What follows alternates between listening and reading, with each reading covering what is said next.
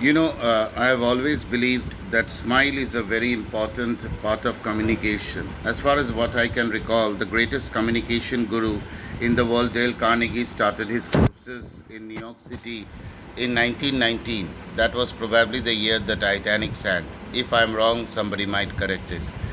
Uh, there was a gentleman who came to him during to join one of his courses, and that kind of was the first courses of communication in the whole world. Uh, let's say his name is Ted Tucker, and this gentleman named Ted Tucker, he was the boss of an office where the productivity of the office was very low. So he had all sorts of problems with which he came to Mr. Carnegie, and he wanted to know what to do. And then what he did changed the whole scenario. What happened at the office? People did not work. When they saw the boss, they started working, and when the boss turned his back, they went back to their chit chats and all those things. So, primarily, that is what happened. A smile, a personal contact changes everything. So, Mr. Tucker, from the next day at office, went inside and talked to everybody. Hello, Mary, how are you? You're looking wonderful in this dress. Mr. Peter, what a wonderful day it is, isn't it?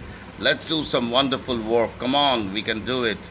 And from the next day onwards, and in the subsequent days, he started to know more about those people and asked small bits of questions about their family lives.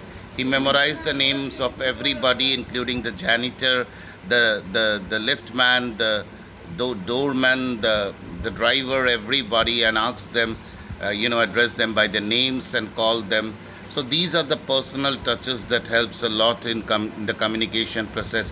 Within 7 months, the productivity of that office increased manyfold. A little bit of personal touch, calling a person by his name, which is his identity, his pride, and developing a kind of relationship in a communication process works wonders. That is what I personally believe, and that is what all the communication experts believe. More importantly, and or rather, I would say equally important, is to respect the person whom you are addressing. Whatever be the social status, the economic status, the educational status, the color, creed, race, religion of the person, you need to respect a person with whom you are communicating from the core of your heart, even if that person hates you, even if that person dislikes you. There is not a single person in this world who is not better than you in one way or the other.